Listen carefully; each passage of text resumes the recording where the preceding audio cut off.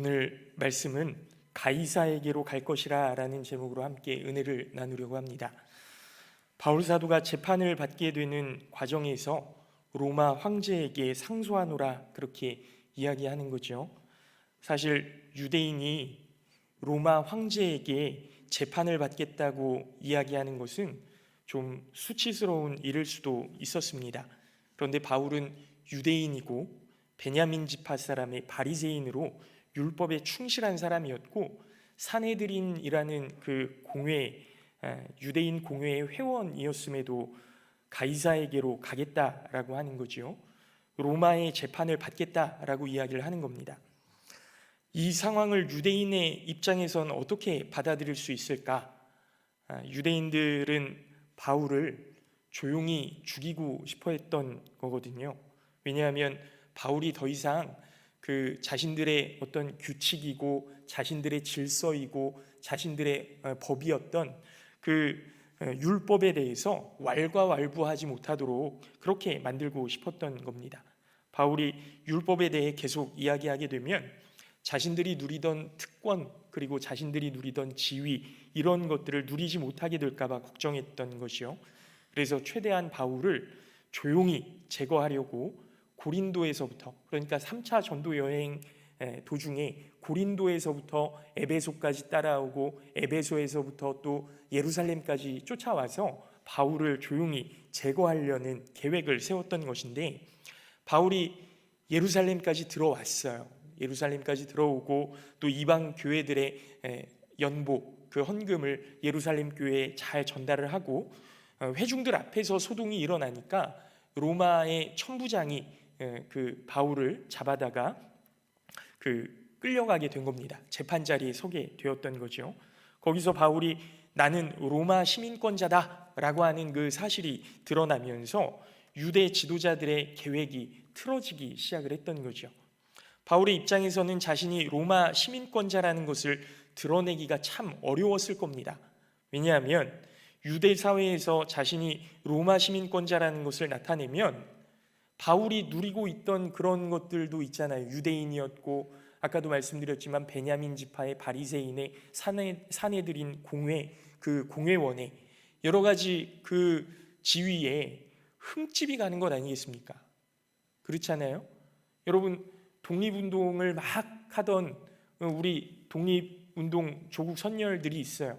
그런데 그 사람 중에 한 사람이 사실은 일본 사람이었다라고 하면 일본의 어떤 시민권을 가지고 있었다라고 하면 그 사람이 도대체 일본의 시민권을 어떻게 가지고 있었을까부터 시작해서 그 사람이 사실은 친일을 하면서 어떤 그 한국 사회에 뿌리 깊게 숨어 있었던 것이 아닌가, 이런 오해를 사지 않겠습니까? 사실 바울도 내가 로마의 시민권자였다라고 하는 사실이 드러나면 유대 사회에서는 씻을 수 없는 어떤 수치, 그런 부끄러움을 가지고 살아가야만 했었기 때문에 이 사실을 바울은 밝히고 싶지 않았을 겁니다.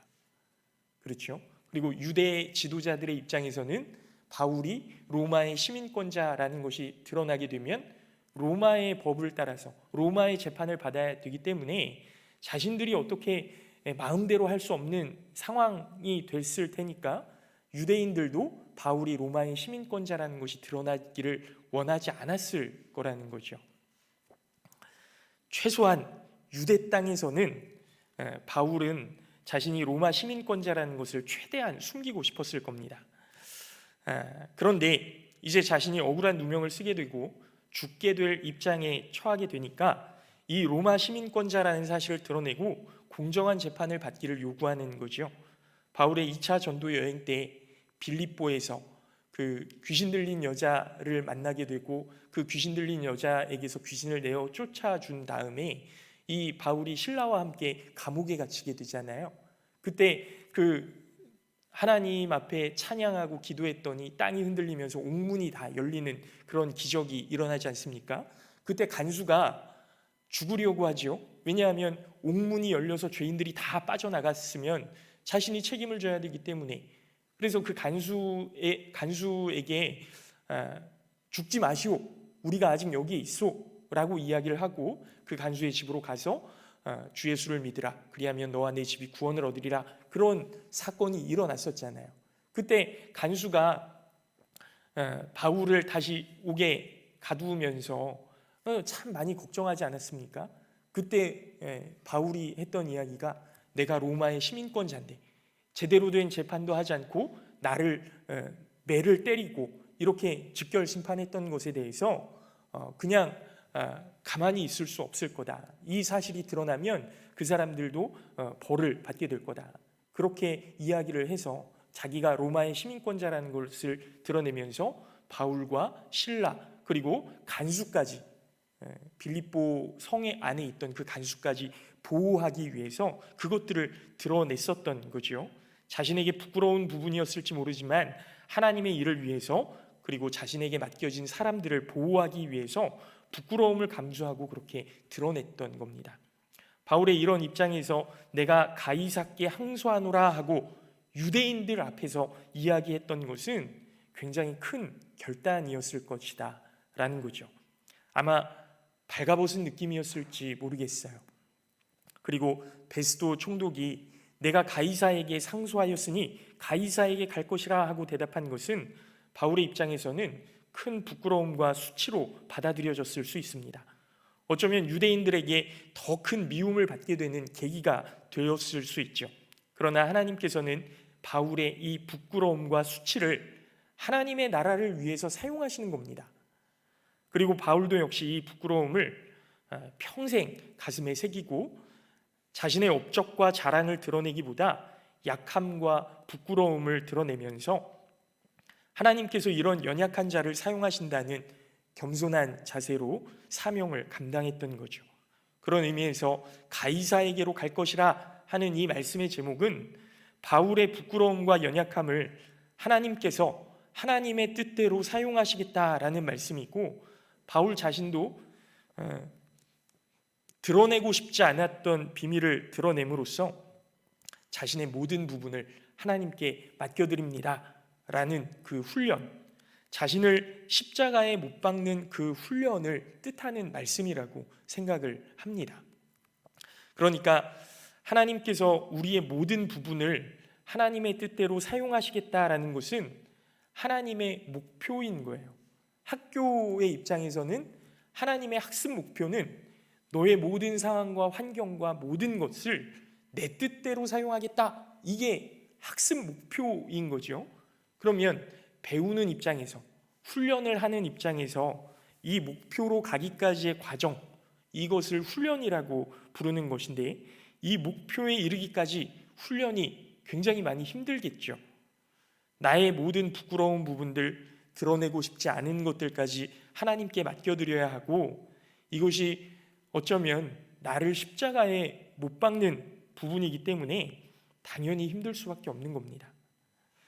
여러분, 성적표를 받아보신 적이 있으시죠? 어렸을 때 학교를 다니면서 성적표를 받아보신 적이 있을 겁니다.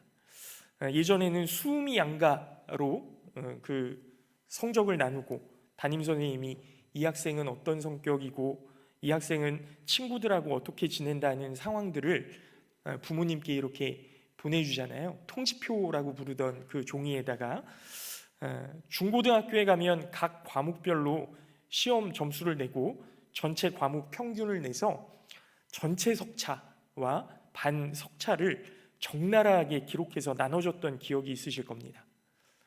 여러분, 전교 1등은 뭐 기분이 어땠을지 제가 전교 1등은 해본 적이 없어서 잘 모르겠는데요. 전교 1등을 제외하고 나머지 사람들은 조금 기분이 안 좋았을 것 같아요. 저도 그 성적표를 보면서 기분이 좋았던 적은 없었던 것 같습니다. 그러나 좋든 싫든 그 점수와 등수가 현재 나의 상태를 드러내는 숫자인 거잖아요. 그렇잖아요. 현재 지금 내가 서 있는 곳이 어디인지를 딱 정확하게 보여주는 그 숫자가 바로 그 등수 아닙니까? 이것을 받아들이고 노력해서 나아질 거냐? 진짜 기분 나쁘다 하고 팽개쳐 버릴 거냐? 여기에서 그 학생의 미래와 나아갈 방향이 달라지는 것이죠. 세상을 살면서도 우리는 이런 성적표를 받게 됩니다. 숫자화해서 받는 성적표는 아니지만 다른 사람이 보는 나의 모습과 상태, 나라는 사람에 대해 평가하고 판단해서 내가 어떤 사람인지를 알게 되는 거죠. 이 평가와 판단은 사실 인생의 중간 성적표 정도 되는 겁니다. 왜냐하면 우리의 성품이나 성격이 바뀌기도 하고요. 시간이 지나면서 사람들의 선입견과 오해가 풀리면 나를 향한 그 평가가 바뀌기 때문이죠. 그러니까 이 인생의 성적표라는 것은 지금 나의 상태를 알려주고 내가 가야 할 방향을 제시해 주는 겁니다. 이 상태와 방향을 곰곰이 살펴보고 하나님 앞에 기도하면서 하나님께서 기뻐하시는 길을 향해 걸어간다면 모든 것이 합력하여 선을 이루는 결과를 우리가 맞이하게 되리라고 믿습니다. 그런데 문제는 이 성적표를 받아들이고 나서 나의 문제로 받아들이지 못하는 경우인 거죠. 그 사람이 뭔데 나를 평가해? 그 사람이 뭔데 나에 대해서 뭐라고 해? 나에 대해서 뭘 알아? 이렇게 하는 경우가 문제가 생기는 겁니다. 보세요. 인생을 살다 보면 억울한 일이 참 많습니다. 그런데 이 억울함에만 초점을 맞추고 거기서 벗어나지 못한다면 우리의 삶은 조금도 변화하지 못하고 발전하지 않을 겁니다. 이 고난과 억울함에 대하여 억울함을 대하면서 하나님께서 나에게 원하시는 것이 무엇인가를 바라볼 수 있다면 바울 사도의 고백처럼 이 고난이 내게 유익입니다 라고 하는 고백이 우리의 삶 가운데 나올 수 있을 거라고 생각을 합니다. 우리 그리스도인들은 이 고난 속에 하나님이 함께 하신다는 분명한 확신을 가지고 있는 사람들이기 때문이죠. 그러므로 이 억울함, 이 고난도 하나님께서 나에게 허락하신 것이고 이 모든 것이 하나님께서 주신 훈련이라는 사실을 기억하셔야 됩니다. 오늘 말씀에 나오는 바울도 마찬가지죠. 바울의 입장에서 지금 처한 상황이 얼마나 억울한 상황입니까? 말씀의 내용을 잠깐 설명드리면 지금 바울은 가이사랴의 법정에서 재판을 받고 있는 상황입니다. 왜 재판을 받고 있느냐 하면 바울이 모세를 배반하고 유대인들의 관습을 지키지 말라고 했다. 그렇게 누명을 쓴 거예요. 그런데 사실 바울이 그런 이야기를 했던 적은 없거든요.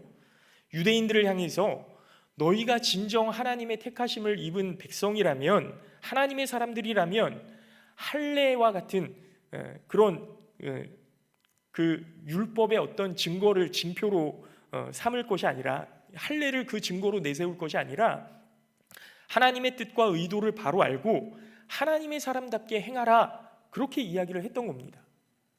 근데 이게 모세를 배반하는 것이고 유대인들의 질서를 어지럽히는 거고 그 율법을 완전히 무시했다라고 유대인들이 받아들인 거예요.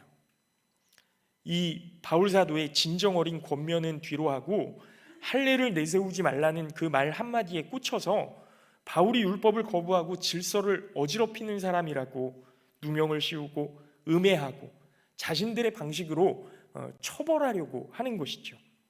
이유는 아까도 말씀드렸지만 자신들이 누리던 지위와 권리들을 계속해서 누리려고 하는 겁니다. 지금 이대로가 좋다는 겁니다. 이런 상황이 바울에게 얼마나 억울한 일이겠습니까? 여러분, 우리 인생에도 바울 사도에게처럼 이런 억울한 일이 찾아올 때가 있습니다. 다윗도 참 많이 억울했었죠. 사울 때문에요.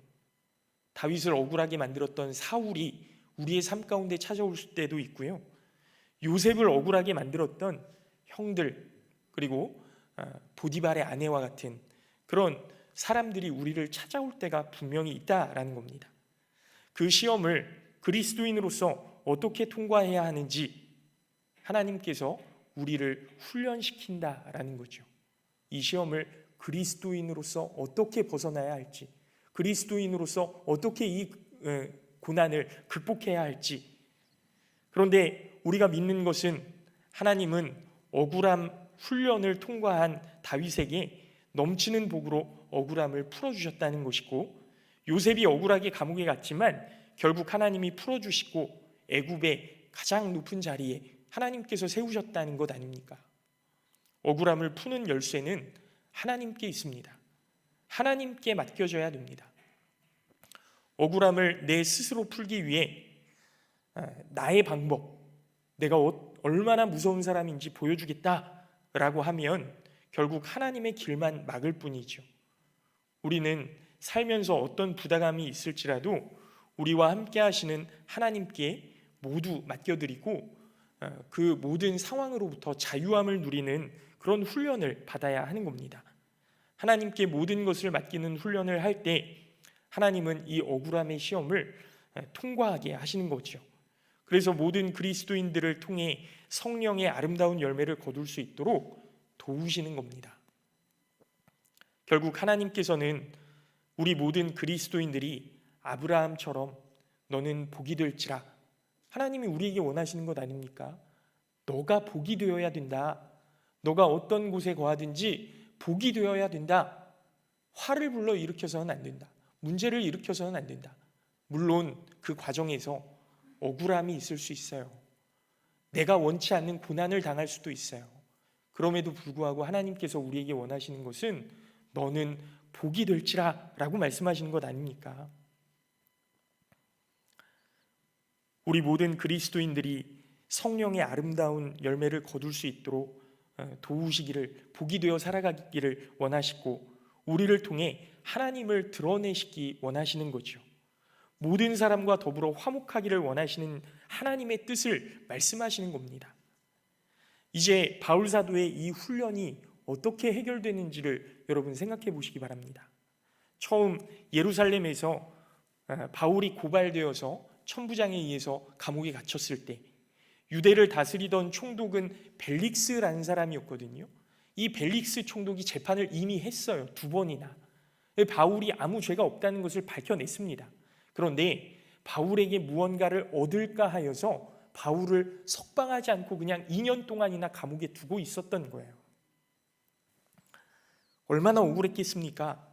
그런데 유대 지도자들이 이제 총독이 바뀐 틈을 타서 다시 한번 재판을 거는 거예요.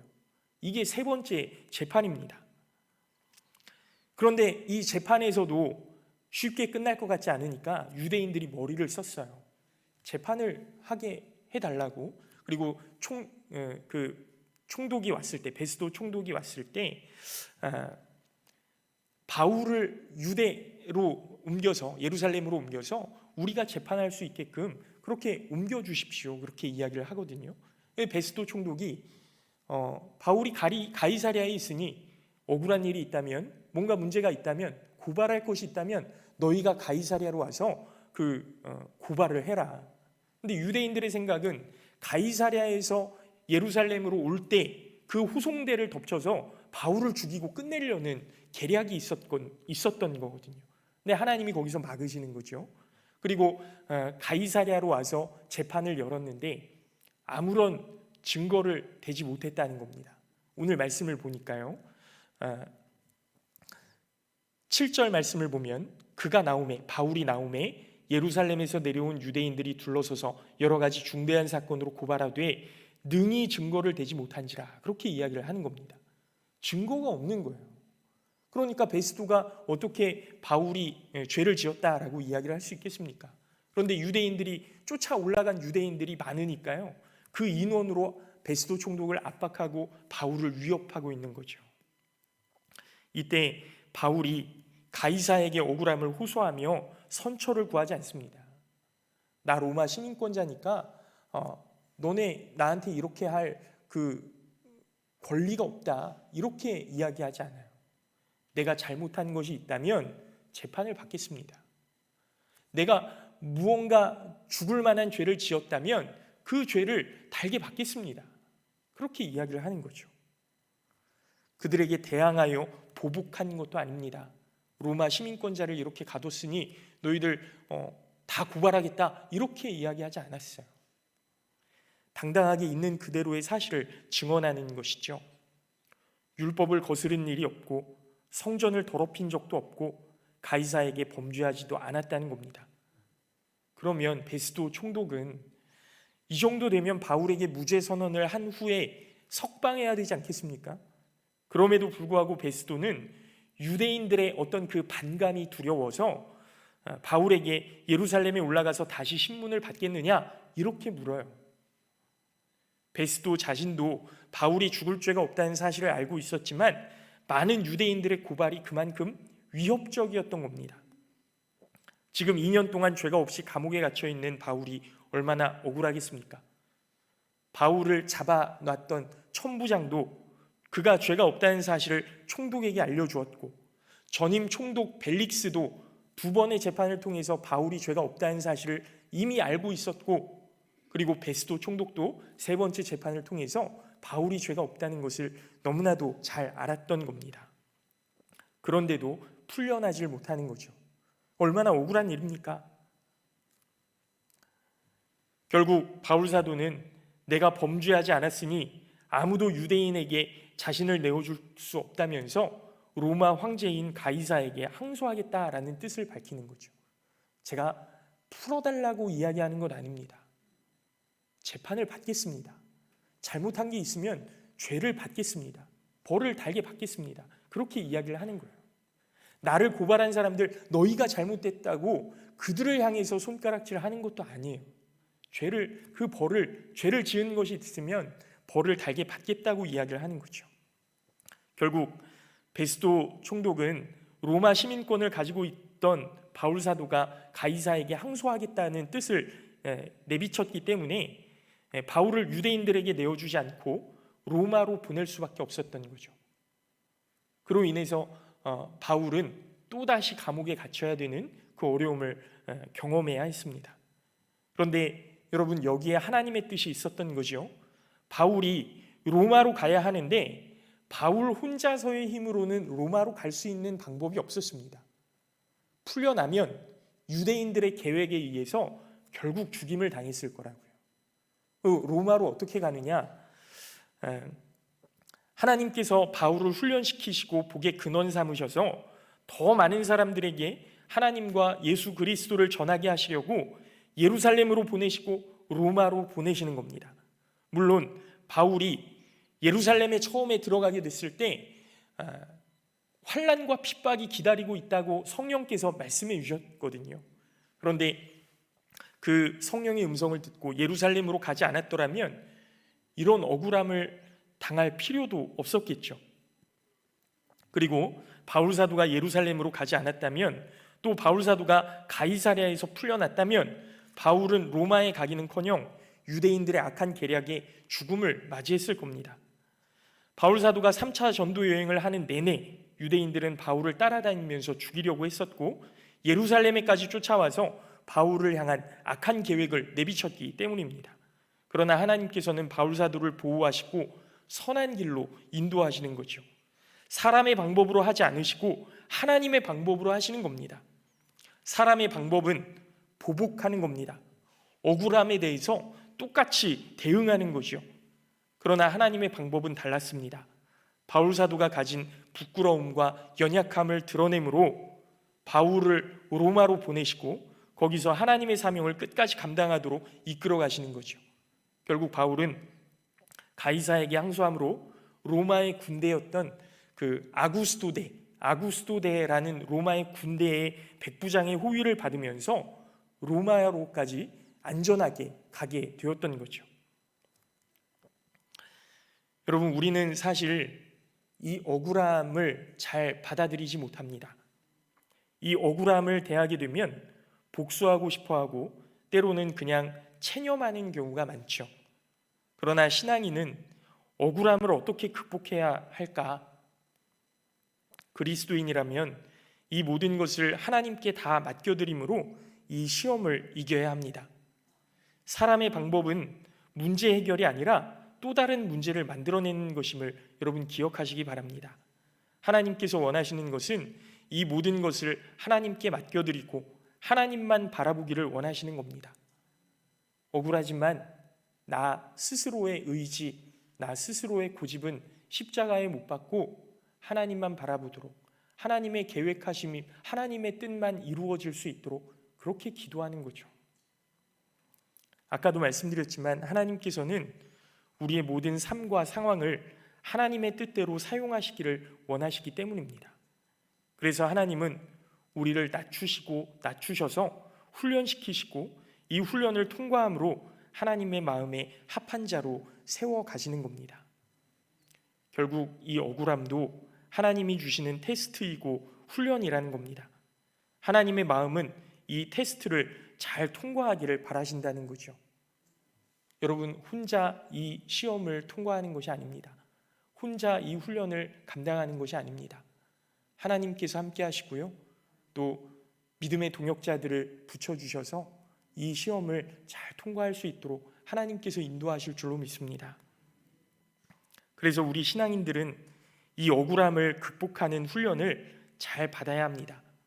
억울할 때 내가 그 억울함을 풀려고 덤벼들어서는 안 되는 것이고, 하나님이 우리의 억울함을 풀어주실 때까지 하나님만 붙들 수 있는 훈련임을 우리가 기억하고 하나님 앞에 우리의 모든 것을 다 토해놓고 하나님만 의지하는 그런 우리 모든 성도님들 되시기를 예수님의 이름으로 기도합니다. 우리 하나님은 아무리 억울한 일을 당해도 원수 갚는 것이 내게 있으니 내가 갚으리라, 그렇게 히브리서 10장 30절 말씀에서 말씀하고 계심을 여러분 기억하시기 바랍니다. 최근에 저도 중간 성적표를 받았어요. 동주전 교회에서 제가 이제 올해가 지나면 내년에 10년째거든요. 9년 동안 동두천 교회에서 있으면서 중간 성적표를 받았는데 참 아팠습니다. 참 아팠고 억울했고, 그런데 하나님께서 위로의 손길을 뻗어주시더라고요. 우리 장로님들을 통해서, 또 우리 권사님들을 통해서, 또 저를 사랑해 주시고 기도해 주시는 모든 분들을 통해서, 특별히 담임 목사님과 사모님을 통해서 참 많이 위로를 받았습니다. 여러분, 저뿐만이 아닐 거라고 생각해요. 2021년도 여러분들의 삶 가운데 얼마나 많은 어려움이 있으셨습니까? 얼마나 많은 억울함이 있으셨습니까? 얼마나 큰 아픔이 있으셨습니까? 그러나 우리 삶의 모든 것은 하나님께서 주시는 또 하나의 훈련임을 믿으시기 바랍니다. 훈련을 통해서 기도하게 하셨고요, 그 기도로 인해서 승리할 수 있는 방법, 사람을 보지 않고 하나님만 바라봐야 된다는 것을 분명히 알려주셨습니다. 여러분, 이 훈련을 잘 통과해야 합니다. 하나님만을 잘 바라볼 수 있어야 합니다. 이 훈련을 마치면 하나님께서는 그에 합당한 은혜로 아름다운 열매로 우리의 삶을 더 풍성하게 채워주시리라고 믿습니다. 바라기는 우리의 모든 상황이 기도가 되고 그 기도가 흔들리지 않는 믿음의 열매로 세워질 수 있기를 예수님의 이름으로 축원합니다. 잠깐 기도하겠습니다. 하나님, 은혜와 사랑을 감사합니다.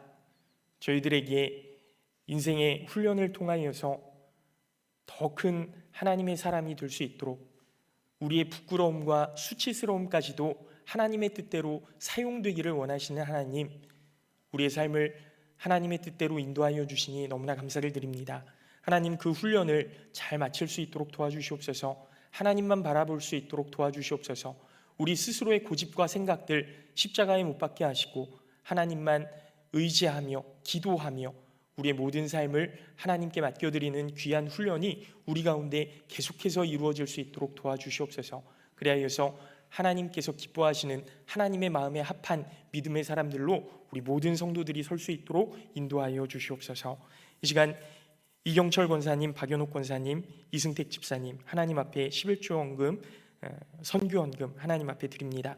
하나님, 우리 권사님의 가정 기억하시고 은혜 주셔서 날마다 하나님의 놀라우신 은혜와 사랑이 함께 하실 수 있도록 도우시기를 원합니다. 하나님께서 주시는 훈련의 모든 과정들 승리케 하시고 하나님의 놀라우신 은혜로 열매로 풍성하게 되는 귀한 권사님의 가정 될 수 있도록 인도하여 주시옵소서.